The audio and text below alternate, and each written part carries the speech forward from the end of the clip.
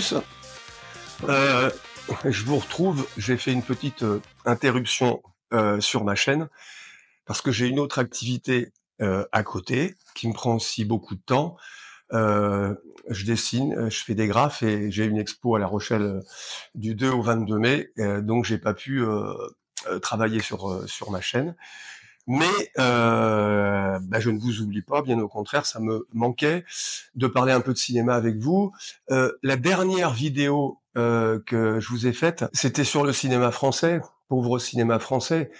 Bon, je sais qu'on peut me reprocher, par moment, j'ai un peu peur de pousser un peu le bouchon dans le côté vieux réac et de dire que c'était mieux avant, mais en fin de compte, je pense pas du tout que c'était mieux avant, je pense que c'était beaucoup mieux avant.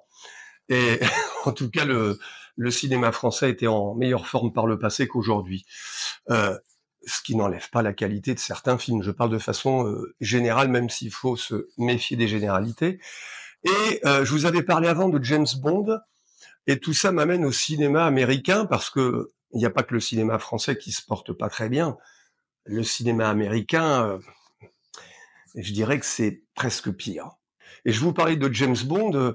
Vous savez que la franchise, comme on dit maintenant, James Bond a été racheté par Amazon.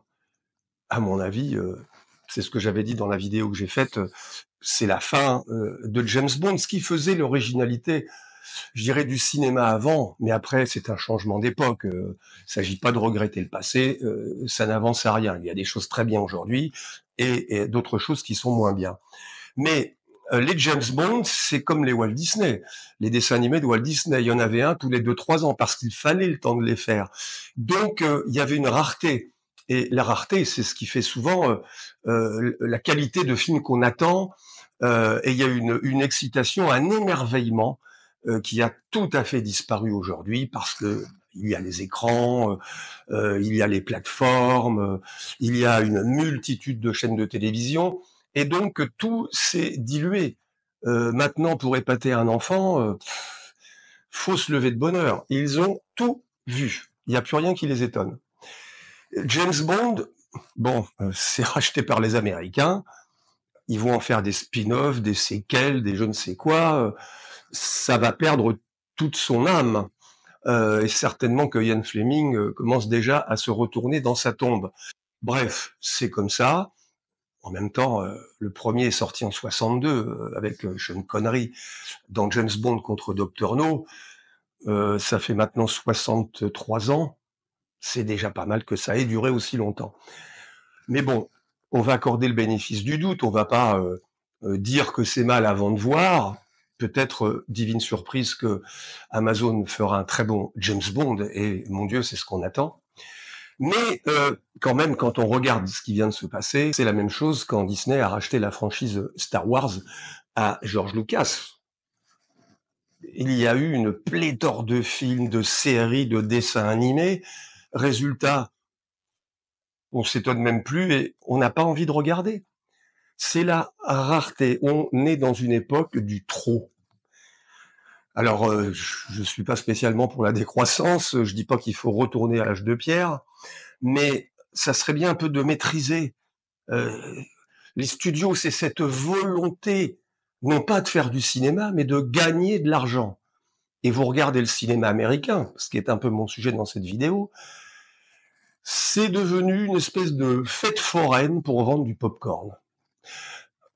Les Marvel, alors là, il y en a tout le temps. On ne sait plus ce que ça veut dire. Alors effectivement, on va dire c'est pour enfants. Non, pas spécialement. Je crois que ça s'adresse à un public.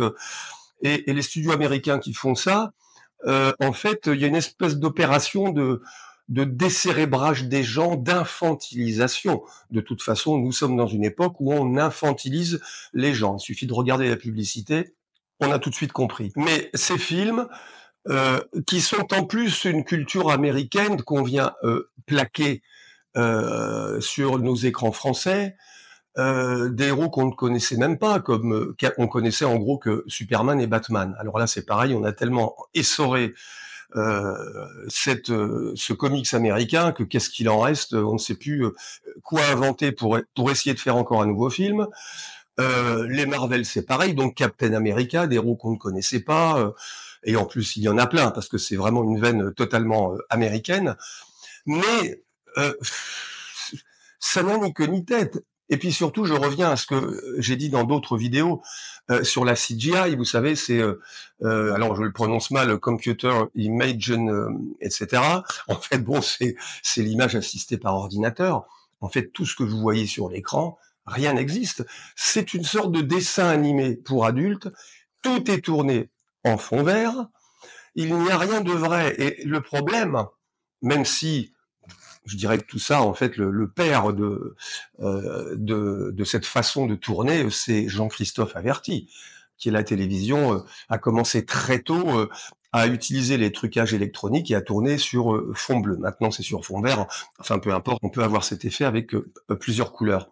Mais à force de nous montrer comment c'est fabriqué, vous allez sur les réseaux sociaux, vous allez voir, en fait, que tout ce que vous pensiez vrai, en fait, est faux. Alors, je crois qu'il y a un hiatus, il y a un problème quelque part, parce que soit on garde la magie du cinéma, on ne nous explique pas à longueur de making of comment on fait les choses. La magie, un magicien ne va pas vous dévoiler ses tours. Si on comprend tout, mon Dieu, c'est triste, hein. Et le cinéma américain est entièrement dévoué à l'ordinateur. Alors là, vous rajoutez l'intelligence artificielle qui va faire des dégâts dans le monde du cinéma. Ça a déjà commencé, hein. Les acteurs qui font du doublage, dans quelques mois, à mon avis, on n'aura plus du tout besoin d'eux, puisque nous allons entendre, et on a déjà vu des extraits, Tom Cruise parler en français avec sa véritable voix.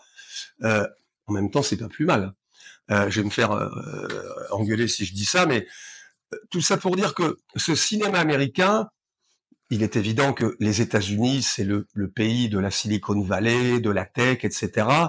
Et on veut utiliser tous ces appareils, toutes ces techniques, en croyant les maîtriser. Vous savez, c'est cette phrase d'un grand philosophe qui est plus connu aux États-Unis qu'en France, et pourtant il est français, il est de Bordeaux, Jacques Ellul, qui est mort maintenant il y a plusieurs années. Il se trouve que mon frère est un des grands spécialistes de Jacques Ellul, et il a travaillé toute sa vie sur la technique, sur la technologie, et il a cette phrase qui est tout à fait vraie: l'homme croit se servir de la technique, mais c'est lui qui la sert. Et je crois que ça s'adapte parfaitement à ce qu'est devenu le cinéma américain. C'est-à-dire que, alors on dit toujours que les Américains sont des grands enfants. Oui, c'est peut-être une image éculée qu'on véhicule depuis des décennies, mais elle est tout à fait vraie. Et en fin de compte, c'est la technique qui a pris le pas sur les scénaristes, sur les réalisateurs, sur les acteurs. Euh, Résultat, il n'y a rien de nouveau. On ne fait que des... On a tellement peur de ne pas gagner d'argent qu'on sacrifie tout à la technique et on néglige le reste.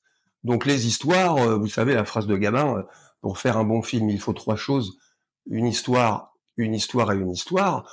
Alors là, les Américains, eux, c'est le cadet de leurs soucis. Ce qui explique qu'on fait des ressucées permanentes.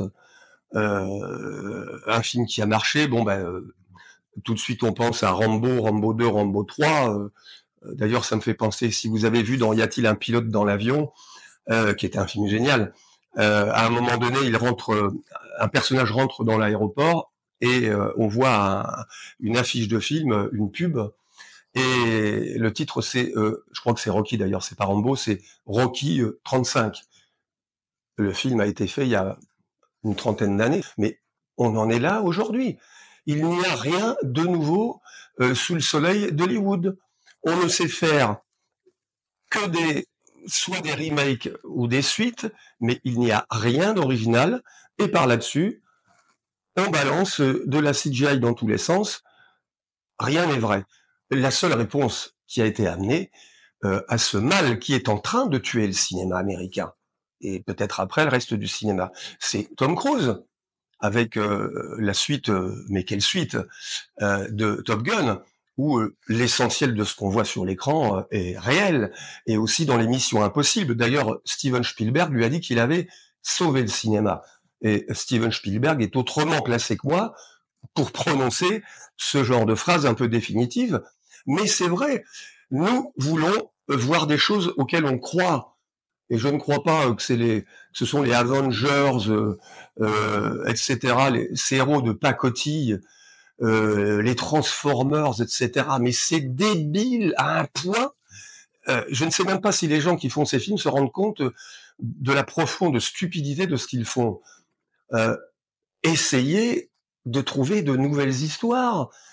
Spielberg, quand il a tourné Rencontre du troisième type ou Les Dents de la Mer, il a inventé quelque chose. George Lucas, de la même façon, Francis Ford Coppola avec Le Parrain.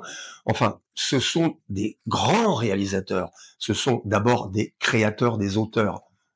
Trouvez-moi aujourd'hui, sans réfléchir, un grand réalisateur à un auteur américain. Et je parle dans le système hollywoodien, même si les réalisateurs dont je viens de vous parler, c'était ce qu'on appelait dans les années 80 le nouvel Hollywood. Maintenant, on peut dire qu'ils en sont les patrons et c'est un peu la statue du commandeur, par exemple, hein, Steven Spielberg. Mais on attend le nouveau Spielberg, on attend le nouveau Coppola, on attend le nouveau Scorsese. Pour l'instant, comme dirait Soran, je ne vois rien venir.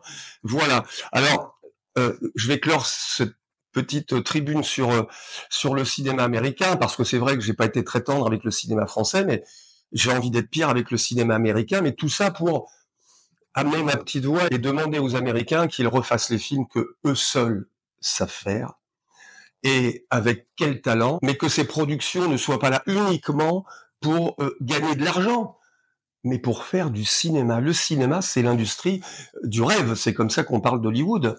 Où est le rêve aujourd'hui? C'est le porte-monnaie avant tout.